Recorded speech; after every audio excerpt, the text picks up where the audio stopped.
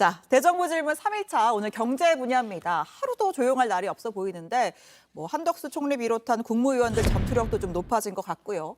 그래서 잡아본 위원 대 의원이라는 주제입니다. 그러니까 국무위원과 국회의원의 대결 그 자체가 뭐 대정부 질문일 텐데 근데 오늘 벌써 4일차라고 말씀드렸는데 딱히 기억나는 게 없습니다.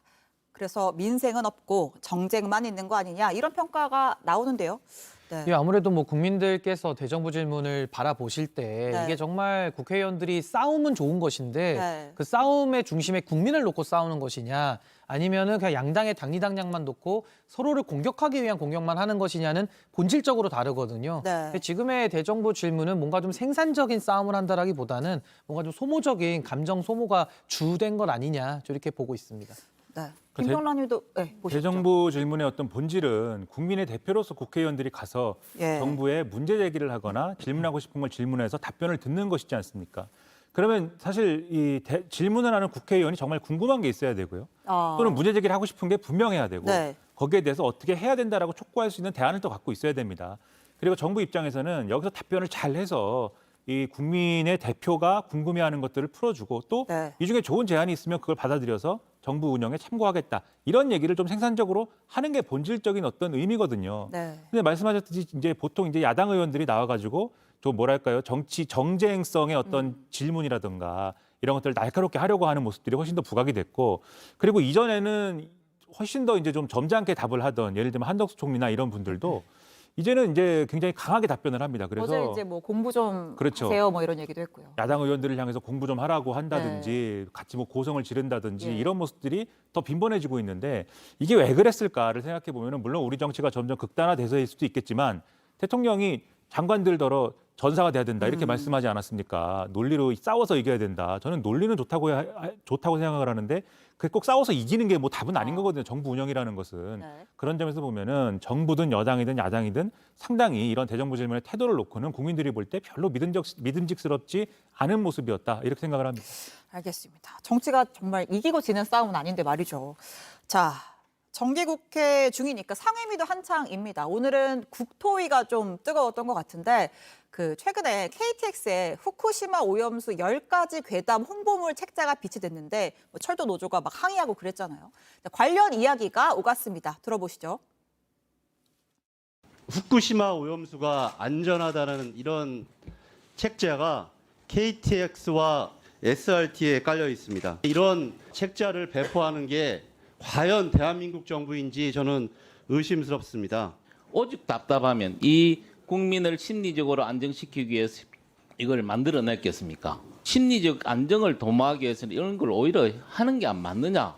비치 기간이 9월 1일부터 7일까지 이렇게 일주일간 비치하고 그 후에 회수하는 걸로 해서 내일부터 회수 작업이 되기 때문에 이게 위반인지 아닌지는 추후에 신중히 검토해 보도록 하겠습니다.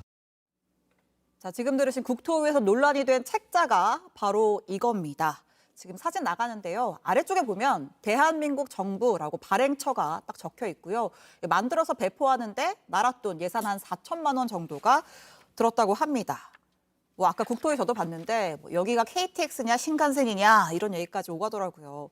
그 오염수 관련해서 뭐 대한민국 정부 공식 유튜브에서도 뭐 홍보 영상에 나가기도 했었고 어떻습니까? 정부가 좀 과한 겁니까? 아니면 여당의 주장대로 이게 국민의 알 권리 차원에서 이런 거 예산 들여서 만들어도 되는 겁니까? 네. 그러니까 별로 이게 상식적이지가 않아요. 예. 상식적인 건 뭐냐면 후쿠시마 오염수의 안전성 문제는 일본 정부가 설명을 해야 되는 문제거든요. 최근에 좀 논란이 되는 게 이 일본산 수산물을 국산으로 속여서 들어온 그러한 이제 일부 양심 없는 상인이라든가 이런 분들 있지 않습니까? 만약에 이런 일이 일어나면 정말 우리가 엄중하게 다뤄서 강하게 처벌할 것이다. 그러니까 국민 여러분 안심해 주십시오. 최소한 우리나라에서 수산물 드시는 거는 아무 문제가 없습니다.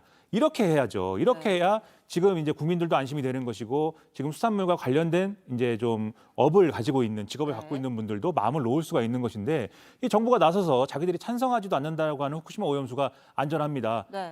방사능이라는 거는 여러분 언제나 자연 상태에서도 받고 있는 것이기 때문에 이 정도 뭐 해가지고 희석해갖고 내보낸 거를 여러분이 드신다고 해도 아무 문제 없습니다. 이런 얘기나 하는 걸 만들었다라는 거는 제가 볼 때는 아주 이례적인 것이고요. 초점은 정부의 정책 홍보에 있어야 되는 것이지 뭐 어떤 뭐 괴담이다 아니다 이런 게 아니다 뭐 이런 말씀이신 거죠. 그렇죠. 그 주제가 후쿠시마 오염수 또는 방사능이어서는 네. 제가 볼 때 곤란하다는 거고 그러면 이게 예를 들면 정부 부처가 이런 판단을 한 것이냐.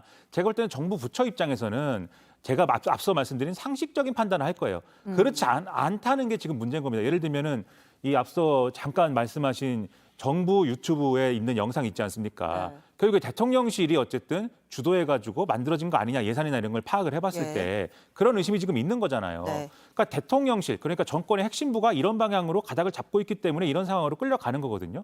이렇게 해서는 안 되고 다시 상식적이고 좀 일반적으로 우리가 생각할 수 있는 그러한 방식으로 돌아가야 된다. 저는 그렇게 말씀드리겠습니다. 알겠습니다.